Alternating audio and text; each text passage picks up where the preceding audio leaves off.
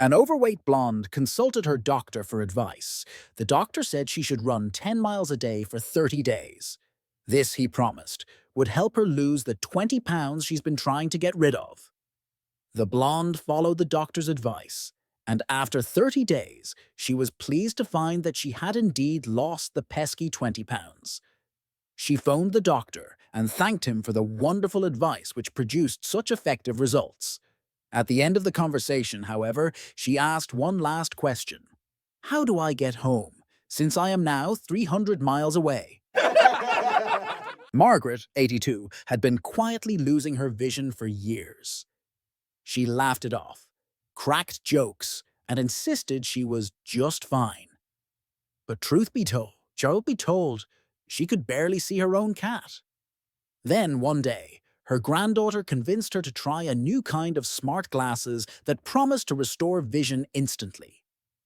Margaret gave in, and within minutes of putting them on, her world lit up. For the first time in years, she could see everything, crystal clear. A month later, she went in for a follow-up. The optometrist smiled. "Your vision's amazing. I bet your family's overjoyed." Margaret leaned in with a smirk and whispered, "Oh, I haven't told them I can see again. I just sit there and watch them whisper, roll their eyes, and pretend I'm deaf too. I've rewritten my will twice already." When she walked into the kitchen, she found her husband walking around wielding a fly swatter. "Albert, what are you doing?" she asked. "I'm hunting flies," he said. "Oh, I see. Did you kill any?" she asked. "Yep, 3 males, 2 females," he replied in a confident tone. The woman was intrigued by her husband's apparent fly knowledge. She asked, "But how can you tell the difference between males and females?" He replied, "Easy 3 were on the beer can and 2 were on the phone." 2 girls were showering together at the gym, chatting away. Suddenly, one of them noticed something and asked, surprised, "Hey, how come you don't have any fluff down there?" The other girl burst out laughing and replied, "Oh, you silly, haven't you heard? Where there's heavy traffic, nothing has time to grow." The devil appears before a new lawyer, offering him a wish in exchange for his soul. The lawyer, enthusiastically and without hesitation, wishes to be made the best damn lawyer the U.S. justice system has ever seen. Surprised at the enthusiasm, the devil asks why he seemed so excited to throw away his soul for success in this life. The lawyer simply replies, "If I'm going to hell anyway, I might as well be a good lawyer while doing it." Young man and young lady dated and, after few dating with young lady for some time, young man decides it is time to marry her. He proceeds with all the necessary plans and finally the day comes. On the day of the wedding, the young man has yet to pay the pastor for performing the ceremony. However, the pastor has a plan. The service proceeds as planned, the vows are exchanged, etc. Now it is time for the groom to kiss his bride. The pastor sees this as the perfect opportunity to ask to be paid. He pulls the young man aside and asks him, "Can you please pay me?" Not wanting to create a scene, the young man asked, "How much do I owe you?" The pastor thinks quickly and replies, "Pay me according to your wife's beauty." The young man discreetly pulled out $5 and gave it to the pastor. Although annoyed by this, the pastor continues the ceremony and says, "You may now kiss the bride." At this point, the veil is lifted from the bride's face to allow the groom to kiss her. As the groom is about to kiss his new bride, the pastor interrupts and promptly hands the groom $4.50. A man walks into a bar and orders a whiskey. When the barman serves it up, he takes it out to the bench in front of the bar to drink it. As he's enjoying his drink, a nun walks by and glares at him sourly. "How can you pollute your soul with the devil's drink like that?" she asks. The man shrugs. "It's not the devil, it's just whiskey." "But it's sinful and wicked." "How do you know it's so bad then? Have you ever tasted whiskey?" "Of course not. My sisters and Mother Superior told me how evil drink is. But how do they know? Have they ever had a drink? They go back and forth like this for a while before at last the nun relents. Well, I suppose that if I were to try a sip of whiskey, I would better understand how it corrupts the soul. But it wouldn't do for any of my sisters to come by here and see me drinking. Could you order me one in a teacup? The man agrees this is fair and walks inside to the barman. 2 whiskeys, but put one in a teacup, please. The barman slams his hand down on the bar and shouts, "Is that damn nun here again?"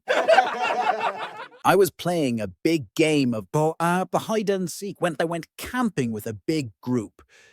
We were divided in teams of 2, and we had to stay hidden in a big forest for as long as possible. I was put in a team with my little brother. After searching for a good spot, we eventually settled in a watchtowers. We agreed that one person stood watch and the other could rest. My brother began on watch, and I told him that we couldn't talk because else someone may hear us. So I said that he had to move his head up and down to give me a gesture that it was safe to go to the toilet. He asked me, "Really? Isn't that a bit overkill?" So I told him, "Yeah, you nod." A preacher said, "Anyone with special needs who wants to be prayed over, please come forward to the front by the altar." With that, an Aboriginal man got in line, and when it was his turn, the preacher asked, "Mulrunji, what do you want me to pray about for you?" Mulrunji replied, "Preacher, I need you to pray for help with my hearing." The preacher put one finger of one hand in Mulrunji's ear, placed his other hand on top of Mulrunji's head, and then prayed, and prayed, and prayed. He prayed to the Almighty for Mulrunji, and the whole congregation joined in with great enthusiasm. After a few minutes, the preacher removed his hands, stood back, and asked, "Mulrunji, how is your hearing now?" Mulrunji answered, "I don't know. It ain't till next week." A mortician was working late one night. It was his job to examine the dead bodies before they were sent off to be buried or cremated. As he examined the body of Mr. Sam, who was about to be cremated, he made an amazing discovery. Sam had the longest private part he had ever seen.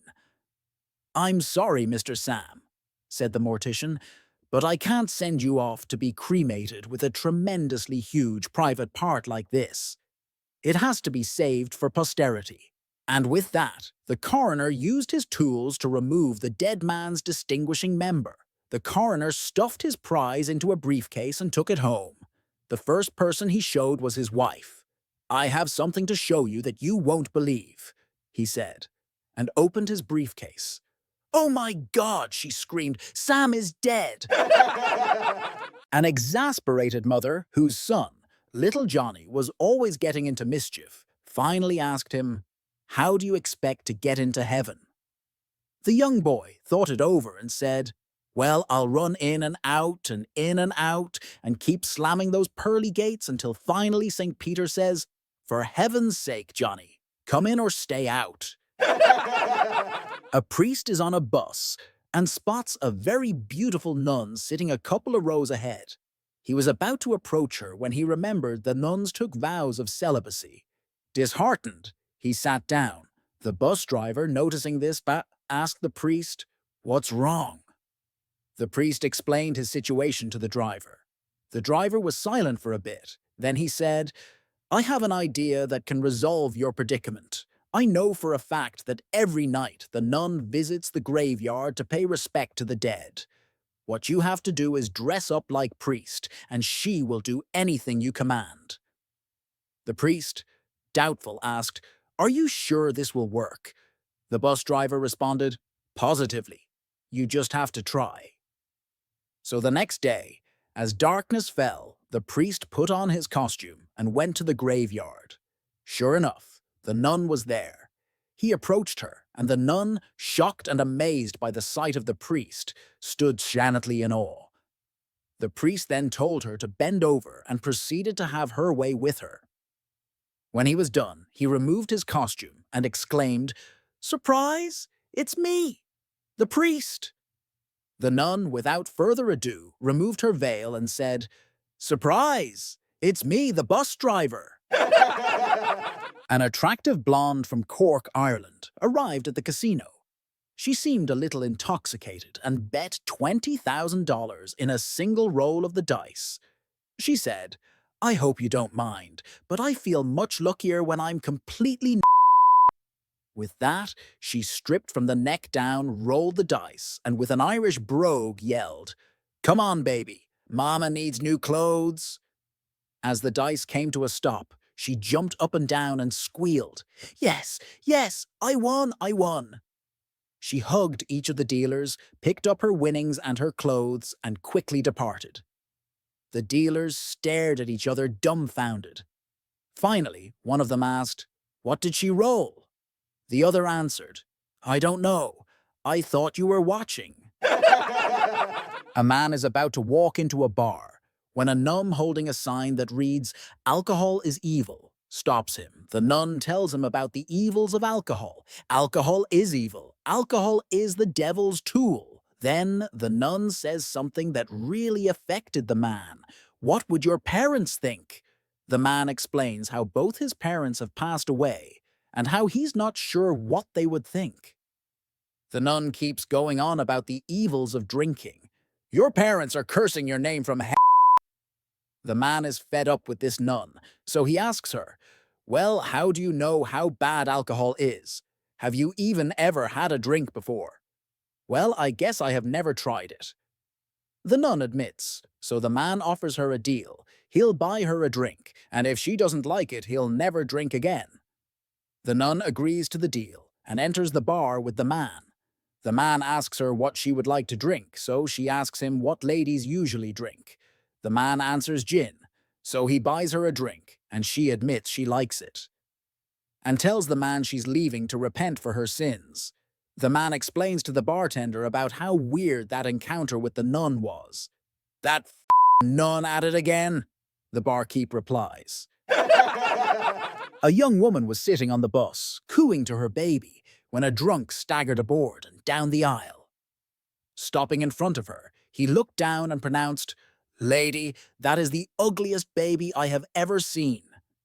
The woman burst into tears, and there was such an outcry of sympathy among the other passengers that they kicked the drunk off. But the woman kept on sobbing and wailing so loudly that finally the driver pulled the bus over to the side of the road. "Look, I don't know what that bum said to you," the driver told his inconsolable passenger, "but to help calm you down, I'm going to get you a cup of tea." And off he went, coming back shortly with a cup of tea from the corner deli. "Now, calm down, lady," soothed the driver. "Everything's going to be okay. See, I brought you a cup of nice hot tea, and I even got a banana for your pet monkey." After a 2-week criminal trial in a very high-profile cat burglary case, the judge turns to the jury foreman and asks, "Has the jury reached a verdict in this case?" "Yes, we have, Your Honor," the foreman responded. "Would you please pass it to me?" the judge declared, as he motioned for the bailiff to retrieve the verdict slip from the foreman and deliver it to him. After the judge reads the verdict himself, he delivers the verdict slip back to his bailiff to be returned to the foreman and instructs the foreman, "Please read your verdict to the court. We find the defendant not guilty of all 4 counts of robbery," stated the foreman. The family and friends of the defendant jump for joy at the verdict and hug each other as they shout expressions of divine gratitude. The man's attorney turns to his client, who just happens to be blonde, and asks, "So, what do you think about that?" Daphne, with a bewildered look on her face, turns to her attorney and says, "I'm really confused here. Does this mean that I have to give everything back?" A man's wife decides to take up meditation. Among other things, the man asked his wife why she was doing meditation, and she answered that she was feeling lost and trying to find herself. So the man went and printed out a map of their local area, then made a pen mark where their house was on the map with a caption that said, "You are here." Then presented the map put in a picture frame to his wife. That bought him a week on the couch with a sign that said, "You sleep here." An engineer, a physicist, and a mathematician are staying in a hotel. The engineer wakes up and smells smoke. He goes out into the hallway and sees a fire, so he fills a trash can from his room with water and douses the fire. He goes back to bed. Later, the physicist wakes up and smells smoke. He opens his door and sees a fire in the hallway. He walks down the hall to a fire hose, and after calculating the flame velocity, distance, water pressure, and trajectory, extinguishes the fire with the minimum amount of water and energy needed. Then the mathematician wakes up and smells smoke. He goes to the hall, sees the fire, and then the fire hose. He thinks for a moment and exclaims, "Ah, a solution exists," and then goes back to bed. A young woman works alone for the first time late in the evening in a tall building, and her office phone rings unexpectedly. She doesn't recognize the number but answers, thinking it may be her boss. Instead, a creepy-sounding man speaks just 2 short sentences. "I'm the Viper. I'll be up soon." He ends the call before she can respond. She shrugs and figures it's just kids messing around. A few minutes later, the phone rings again from the same number, and it's the same voice. "I'm the Viper. Don't be afraid. I'll see you soon." Now the woman is scared. There is no one on her floor, but she calls the security guard desk and explains how a creepy man says he is coming. The guard says he'll come up in a moment to keep her company so she can feel safe. In a few minutes, her phone rings again. "Leave me alone," she screams into it, but the creepy man is not deterred. "I'm the Viper. I'm coming up right now." The woman is terrified. Then she hears the elevator doors open in the lobby. "Oh, thank goodness! The security guard is here." She thinks and opens her office door to the hallway. Standing just outside the elevator is a short man who is slowly dragging a bucket on the floor next to him with a long, thin handle sticking out of it. "Don't be scared," the man says, and she recognizes his voice as the creepy caller and screams, running back into her office and closing the door. "What do you want?" she yells. "I told you," the man says. "I'm the Viper. I come to vash and vipe the windows." Why women take so long in public restrooms. The untold hero's journey, ladies. You know the drill. You spot the restroom sign and brace yourself, because you already see it. The line. A serpentine queue of women doing the "I gotta go but still polite" shuffle. You join the end, knees clenched, praying no one ahead of you had a large iced coffee and a bran muffin. Time passes. Civilization crumbles. You consider peeing in your own purse. And then, a miracle. Your turn. You charge in like a gladiator, eyes scanning for feet under stalls, all taken. But wait, a door creaks open. A golden ray of hope beams down from the fluorescent lights. You're in. Except, click, or not. The latch, broken. Of course it is, but you're beyond caring. You MacGyver that door shut with one hand, preparing for battle. Next problem. No seat covers. Classic. And the floor looks like a crime scene. No way your purse is touching that. Sponsored idea? Cue a product shout-out here. Enter the Purse Perch on TM, the lifesaver every woman needs in a public restroom. You sling your purse around your neck like you're starring in a fashion show for feral survivalists. Then the hover begins. Thighs trembling, abs engaged, trying to maintain dignity while battling invisible germs. And of course, no toilet paper. None. Nada. You hear your mom's voice in your head. "Always check before you sit. Helpful now. Thanks, Mom." Desperate, you rummage in your purse and find a single tissue, already used, but you hold it like it's sacred treasure, and just when you think you've hit rock bottom, bam, the stall door flies open. Someone pushed. Your purse swings like a wrecking ball, throwing off your balance. You flail. You topple. You sit. On the seat. The wet seat. You're paralyzed in horror, silently screaming into the void. The toilet, sensing your humiliation, flushes aggressively. A tidal wave of mystery water splashes everywhere. You leap up, now christened in what can only be described as regret and regret's cousins, bacteria and sadness. You stumble to the sink. The automatic faucet ghosts you. Of course. You spit in your hand and wipe it with a paper towel like a raccoon who's seen too much. Then, as you're leaving, a woman taps your shoulder. Your shoe? You look down. A toilet paper streamer flaps behind you like the flag of defeat. You peel it off, hand it to her, and say solemnly, "You'll need this more than I did." Outside Hanatoy, your husband waits, bright-eyed and bushy-tailed after his 30-second bathroom joyride. "What took so long?" he asks. You stare at him, purse still choking you like a designer noose, and say, "Don't ask. Just don't." Moral of the story? This is why women go to the bathroom in pairs, because we're not just using the toilet. We're surviving a gauntlet. There's an old lady in my house, and I have no idea who she is. She wasn't here yesterday, but this morning, boom, she's everywhere. I never invited her, didn't sign a lease, and yet here she is, acting like she owns the place.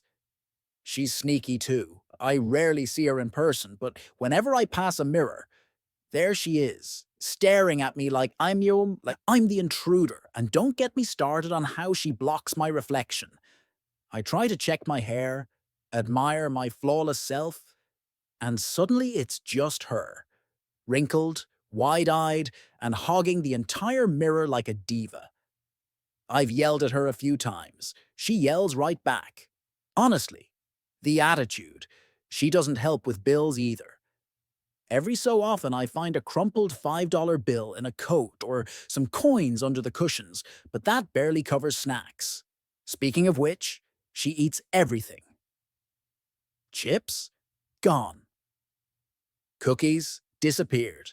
Ice cream? Don't even ask. I swear she's the reason my grocery budget vanishes so fast. And I'm pretty sure she's sneaking into my wallet too. I withdraw cash and whoosh, it evaporates. And the scale? I think she's rigged it. Somehow, every time I step on, it creeps up higher. She's clearly gaining weight and blaming it on me. Classic. She's got other tricks too. She messes with my clothes when I'm not home, shrinking them, tightening the waistbands, shifting buttons. I know, because I'm very organized and she's clearly not. Papers go missing, drawers get rearranged, and don't even ask about the mail. She gets to it first and blurs the text just to mess with me. Even my house is changing. The stairs feel steeper. The vacuum is heavier. Faucets don't turn like they used to. I swear she's making my life harder one day at a time. She's even tampered with my jars, glue on the lids, I swear, and somehow raised my bed so high I nearly need a ladder to climb in. She has no sense of fashion either. I go shopping, step into a dressing room, and there she is in the mirror again, trying to pull off outfits that were clearly designed for someone younger. And somehow, I never get to see how I look. She just takes over the mirror. But the worst part, she ruined my driver's license photo. Right as the camera flashed, she jumped in front, and now she's the one on my ID.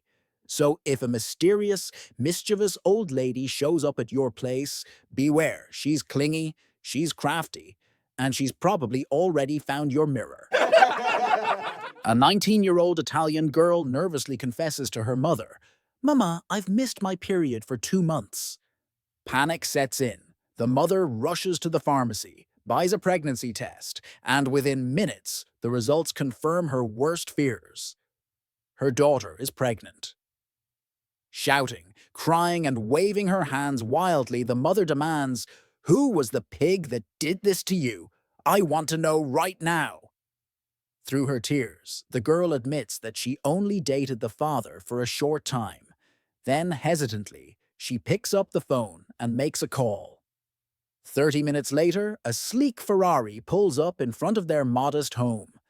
Out steps a distinguished silver-haired gentleman in a tailored Armani suit. Calmly, he walks into the house, where the family is gathered in tense silence. Taking a seat in the living room, the man clears his throat and speaks with a composed authority. "Good morning. Your daughter has informed me of the situation. Due to personal family circumstances, I cannot marry her. However, I take full responsibility and will ensure she and the child are well provided for." He continues, "If she has a daughter, she will receive a Ferrari, a beach house, 2 retail stores, a townhouse, a beachfront villa, and a 2 million bank account. If it's a boy, he will inherit a couple of factories and a 4 million bank account. If she has twins, each will receive a factory and $2 million." The room is silent as the man leans forward and asks, "However, if she has a miscarriage, what do you suggest I do?" At that moment, the father, who had remained silent through the entire exchange, places a firm hand on this man's shoulder, looks him dead in the eyes, and says in a serious tone, "You take her out on another date?" A female researcher was working on her thesis about how long military service affects, well, performance. During a meeting with war veterans, some still serving, some retired, she decided to ask a delicate question. "Gentlemen, please don't be shy. When was the last time you had some intimate time?" Most of the men mumbled something under their breath, embarrassed. But one man, a high-ranking general, stood tall and proudly said, "No, 1956, ma'am." The researcher, shocked, blurted out, "1956? That long?" The general nodded, "Yes, ma'am." Feeling bad for him, because honestly, he was quite a handsome gentleman, she decided to take matters into her own hands. After the meeting, she invited him to her place for dinner. One thing led to another, and soon they were making up for lost time in the bedroom. After an hour of passionate fun, she cuddled up to the general and whispered, "Well, you certainly haven't forgotten a thing since 1956. The general looked at her, puzzled, and said, "Well, I sure hope not. It's only 11:30 p.m. now." A fancy city lawyer was driving through the countryside when he spotted a beautiful apple tree on a farm. Tempted, he pulled over, jumped the fence, and grabbed a shiny red apple. Just as he took a bite, an old farmer pulled up on his tractor. "Hey there, son," the farmer said. "That's my tree. You can't just take my apples." The lawyer smirked. "I'm one of the top attorneys in the city. I could sue you for this whole farm if I wanted." The farmer chuckled. "Well, out here we don't do lawsuits. We settle things with the country code." "The country code?" the lawyer asked. "Yep," said the farmer. "We take turns kicking each other. First one to give up loses." The lawyer, thinking he could handle an old man, agreed. The farmer, wearing thick, steel-toed boots, wound up and kicked the lawyer straight in the gut. The lawyer doubled over, gasping for air. After a few minutes, he finally straightened up and gritted his teeth. "All right, old man. Now it's my turn." The farmer grinned and tipped his hat. "Nah, I give up. Enjoy the apple." A guy walks into a bar, looks around and notices an older man sitting at a nearby table. He says to the bartender, "A round on me for everyone here, except for that old guy over there." As the drinks are handed out, he looks over at the old man with a smug grin. To his surprise, the old man just nods and smiles warmly back. Confused, the guy orders another round for everyone, again, except for the old man, and this time he insists on only the top-shelf stuff. Yet again, the old man smiles, even bigger than before. Frustrated, the guy turns to the bartender and asks, "What's with that guy? Is he clueless or what?" The bartender chuckles and replies, "Oh no, sir. That gentleman happens to be my boss, and the owner of the bar." A man's been drinking at the bar all day when he suddenly checks the time. 1:30 a.m. Oh no, my wife's gonna kill me. He tries to stand up. Bam! Falls straight to the floor. Okay. I just need to sober up. He orders a coffee, drinks it, waits 30 minutes, then tries again. Thud. Falls even harder. At this point, he knows standing isn't an option, but he's gotta get home somehow, so he does the only thing he can. He starts crawling. After 40 minutes of crawling like a lost turtle, he finally makes it home, sneaks into bed next to his, thankfully, sleeping wife, and passes out cold. The next morning, his wife wakes him up with that look. So, how was last night? Did you have fun drinking all day? Thinking she has no idea, he plays it cool. Me? Nah, just a couple beers with co-workers. She nods. Oh, okay. Then, as she's walking away, she stops, turns back, and smirks. By the way, the bar owner called. Your wheelchair's still there. Genius. A man and his wife were making their first doctor visit prior to the birth of their first child. After everything checked out, the doctor took a small stamp and stamped the wife's stomach with indelible ink. The couple was curious about what the stamp was for, so when they got home, he dug out his magnifying glass to try to see what it was. In very tiny letters, the stamp said, "When you can read this, come back and see me." A Canadian tourist, fascinated by Native American culture, decides to visit a reservation deep in the Arizona desert.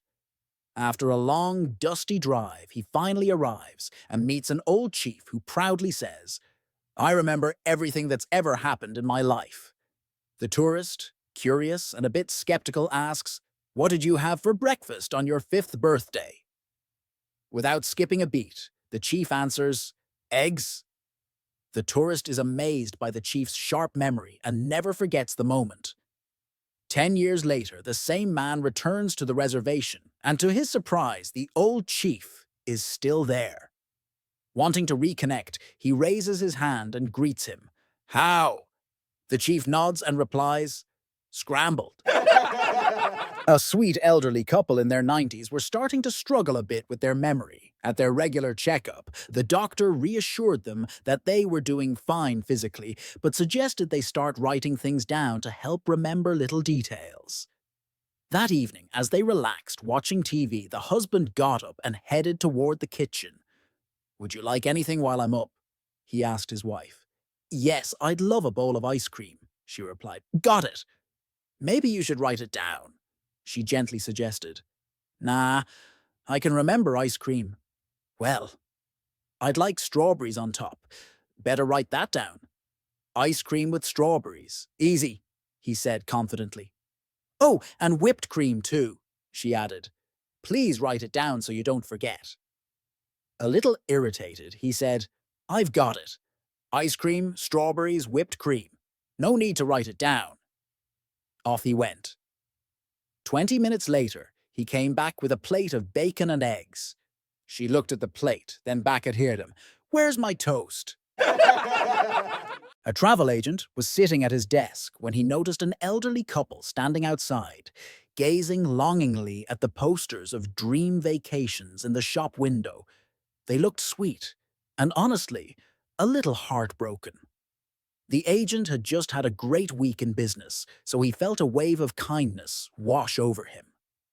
He rushed outside, brought them in, and said, "Listen, I know travel isn't easy on a pension, but I want to treat you both to a luxury vacation. My treat. No strings attached. Just say yes." Shocked but thrilled, the couple accepted it. The agent had his assistant book 2 plane tickets and a room at a beautiful 5-star resort. About a month later, the little old lady came back into the shop, smiling. "How was the trip?" the agent asked. "Oh, it was just lovely. The flight was wonderful and the hotel was like something out of a dream," she said. "I came to say thank you, but I do have one question." The agent raised an eyebrow. "Sure. What is it?" She leaned in and whispered, "Who was that old man I had to share the room with?"